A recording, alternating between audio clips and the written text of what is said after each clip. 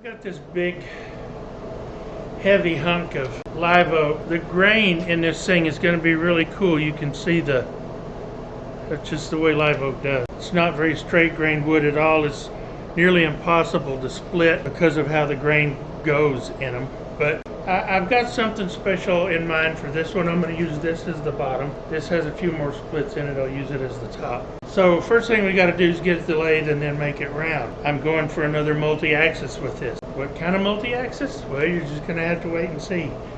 I'm planning on trying to make a vase. So let's get to the lathe and see what we can do. So check this out.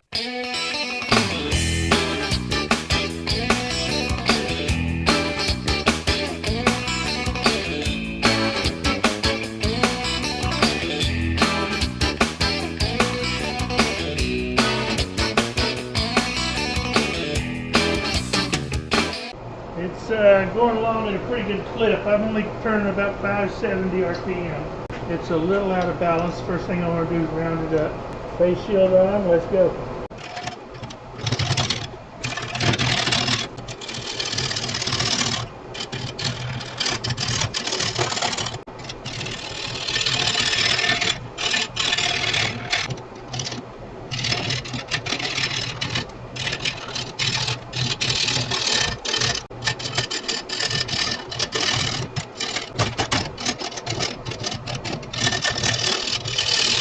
See how wavy that grain is?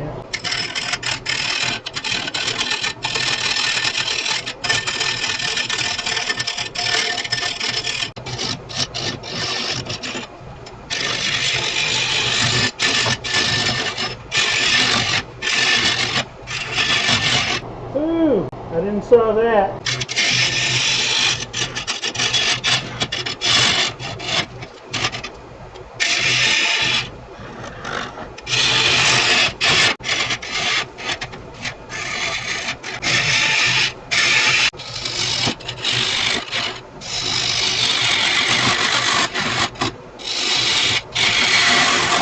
Gotta get me a flat down here. It's not flat yet.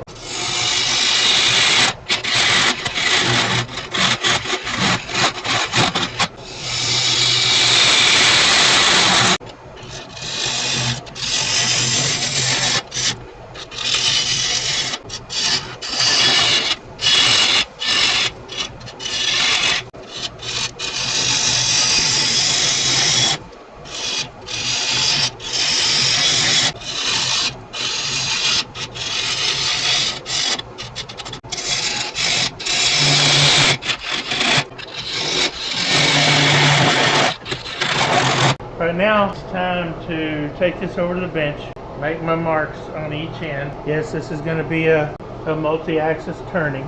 Now, I know it's a little big for a multi-axis turning, but I like to live dangerous, I guess. I don't know. I'm not going to go crazy with it, but I do want to do something. Let me get it over there and mark it up, and I'll come back and show you what we're going to do. I may just cut down just above the line I drew. I need to make sure I leave room here.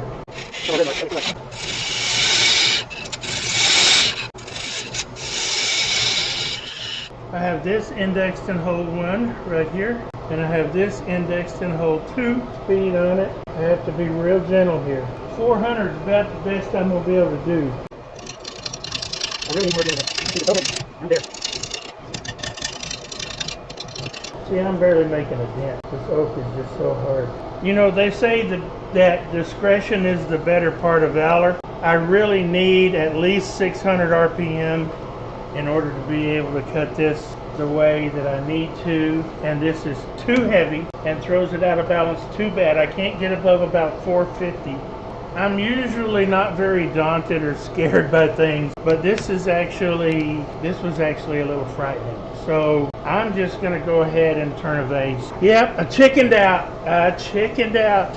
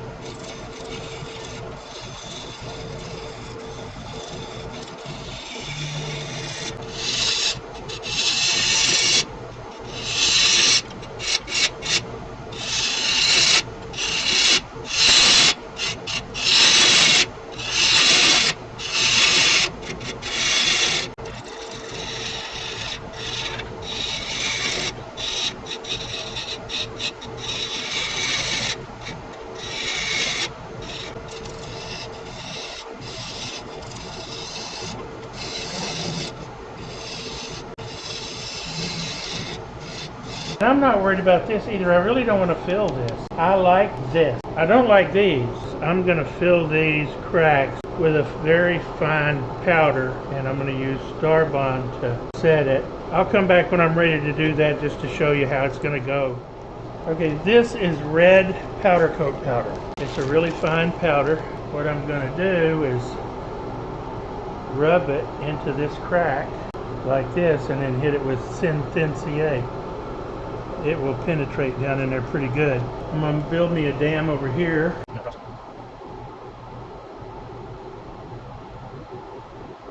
And that's the way it's going to go until I get them all full.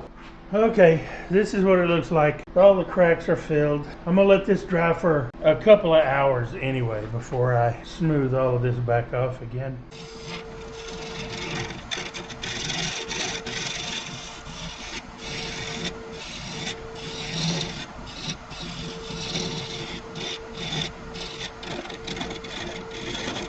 Okay, that's not bad. Not bad. Couple of voids.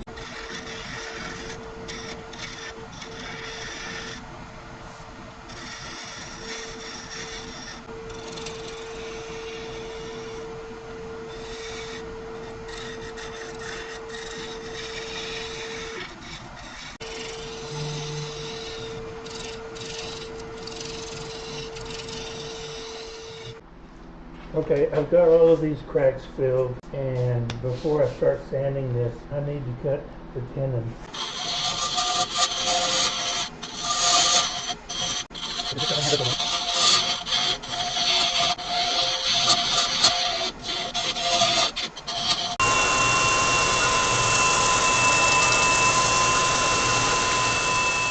Okay, this is diluted shellac, Zinsser Seal Coat. Shellac sanding sealer basically is what I'm using it for. I'm going to let this dry for a while. When I come back, I'll have this chucked up. Before I chuck this up and start hollowing it, a lot of this is going to be cut off, and I understand that. But some of it, these cracks go pretty deep. So I'm going to use regular epoxy. Again, this is just purple powder coat powder.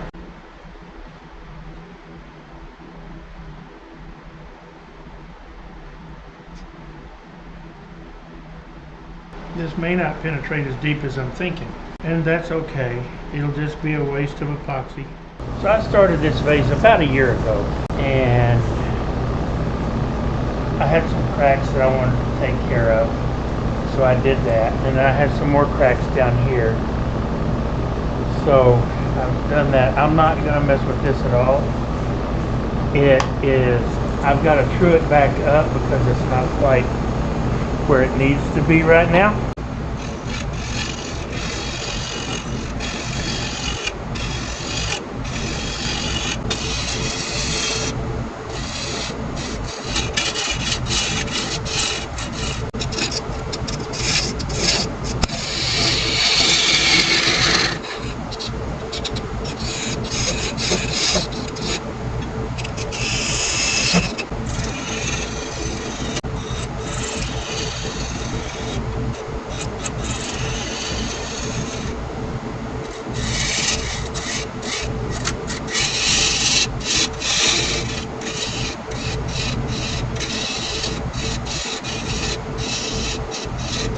Okay, I've got it back around. Oh look, that's really burly right there. That is gorgeous. I'm not going to go back with the red. I'm going to use some black.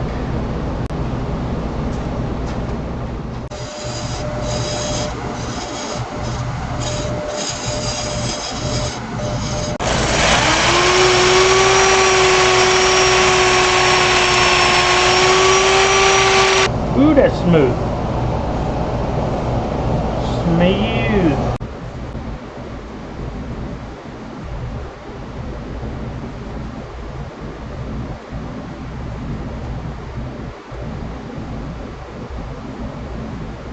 Now let that dry for a few minutes and then I will cut it back with some Scotch-Brite.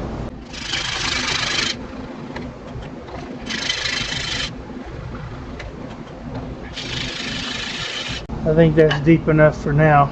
Let me get my elbow tools hooked up and set up and I'll come back. Okay, let's do it. I want to crank this up a little bit.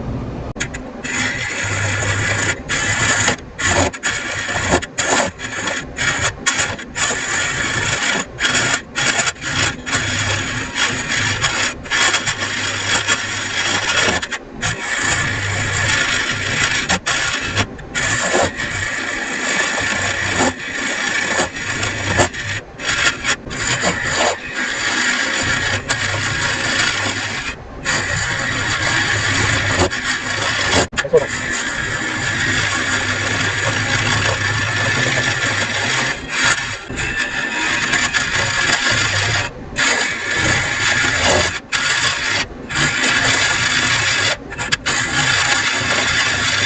only is this oak and it's hard, but it's ingrained, which makes this even harder.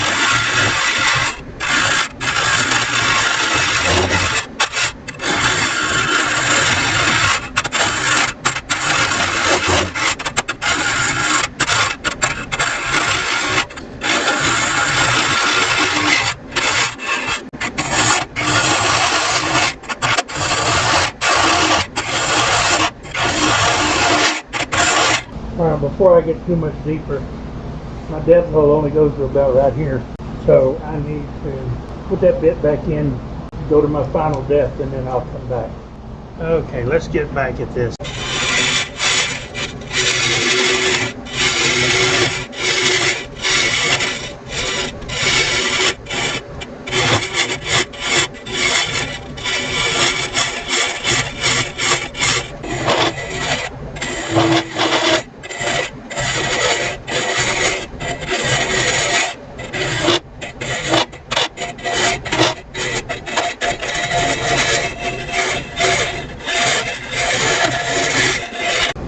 This tool rest at SWAT, and this thing was starting to vibrate because I'm getting down in there.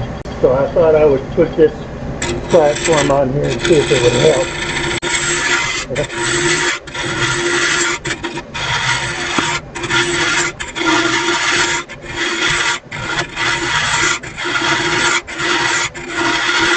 I'm not getting the vibration at the end of this tool anymore.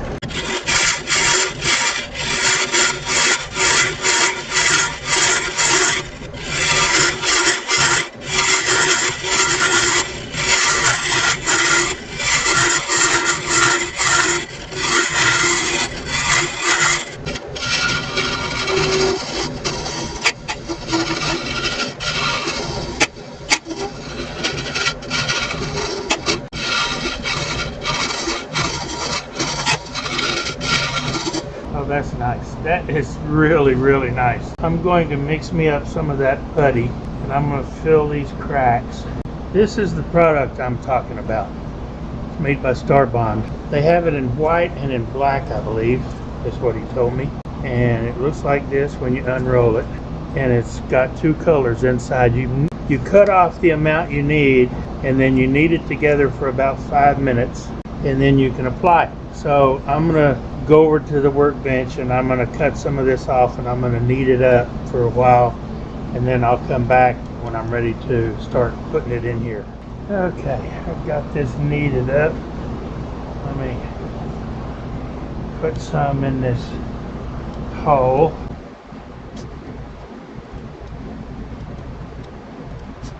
You know, this would be a whole lot easier doing on the outside. It says functional cure time is an hour. It's already getting too hard for me to work. It's warm too. It's really warm. It sets up really quickly. This is hot and it's setting up. So work small pieces at a time, and we'll come back after that's cured up. Okay, this has had a few hours to set up. Let's see what we can do.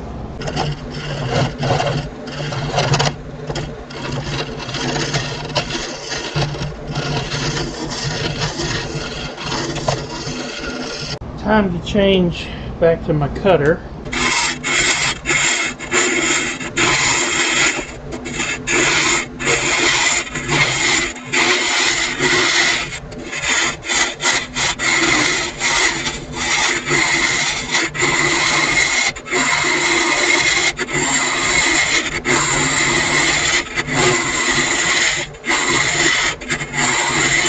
Just almost getting down to this inclusion here. We'll see how deep it goes. But right now, I gotta take a break.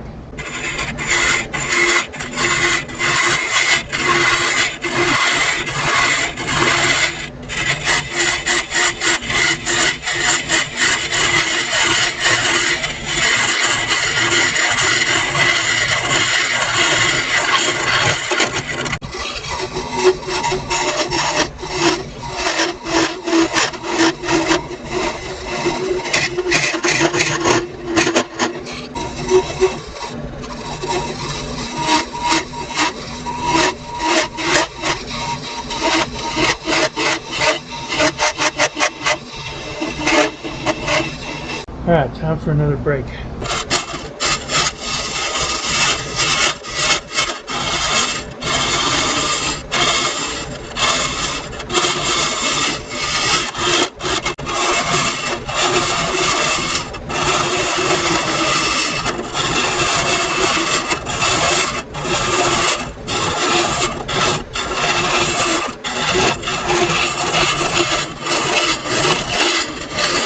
I've reached my depth.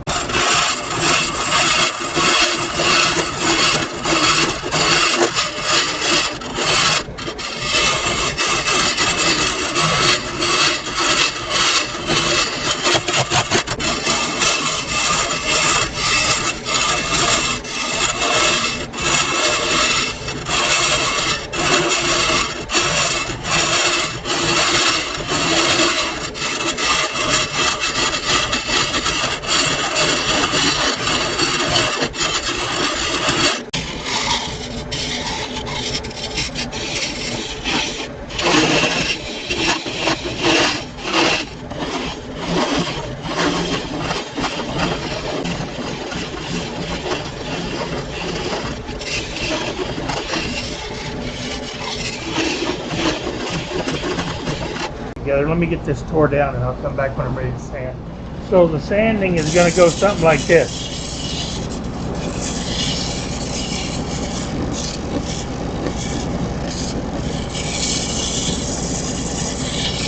We're going to get some fresh 100 grit wrapped around this and I'll finish it up. But anyway, that's what it's going to look like. We got one coat of Axe First Step on this. It's pure tung oil and beeswax. And I'm probably going to dye the inside black just to give it contrast. Okay, I'm going to show you real quick how I'm going to sand the inside. I bought this extension. This is a 12-inch extension. It's going to let me get all the way into the bottom.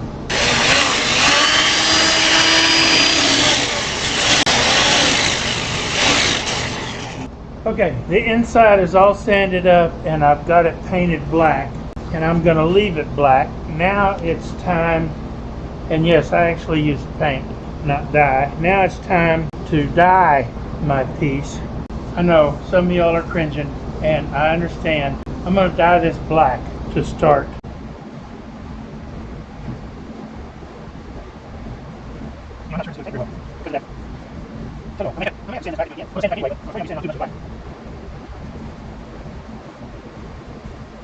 But I need this black to permeate in some places and not in others. Yeah, this application of the black dye, which is actually what I would use.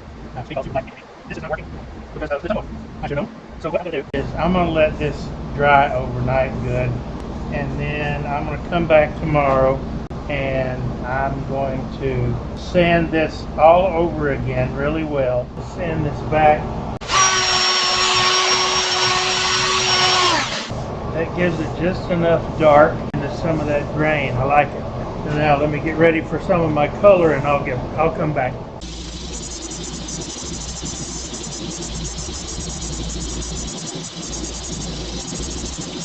Alright, I was having some problems with my airbrush. I got that all taken care of, I think.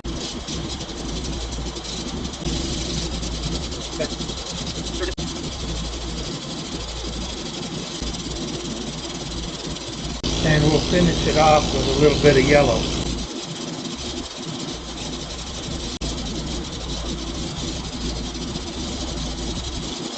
Okay, now we'll let this dry and we'll see what it looks like. Use my heat gun and dry this up.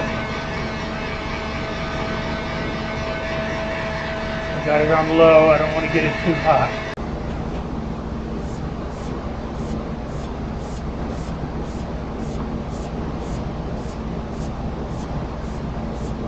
Now I'm going to let this dry for several hours.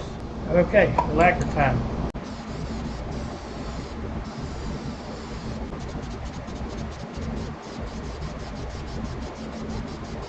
We'll wait 30 minutes, put another coat on. Okay, so far I've got 2 coats of gloss lacquer on it. I think it's looking pretty good. I'm probably going to end up going with 4 or 5, I don't know yet. It's time to do the bottom, see if we can get it turned down.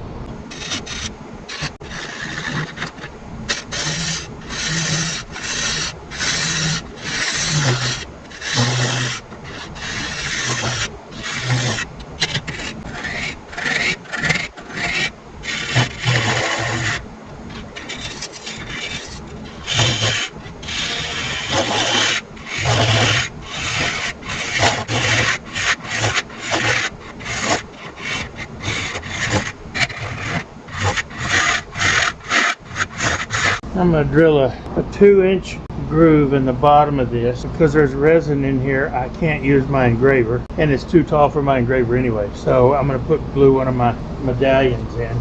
So we're just going to take this slow and easy.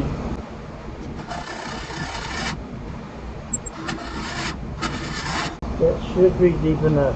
I want to make sure this is concave in here, and it is. So now what I need to do is get this sanded up.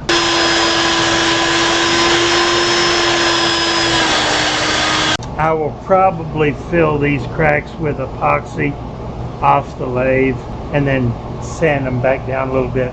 So here it is, black on the inside, got these colors here on the outside, faded from light blue to dark blue to purple to red to tangerine to yellow.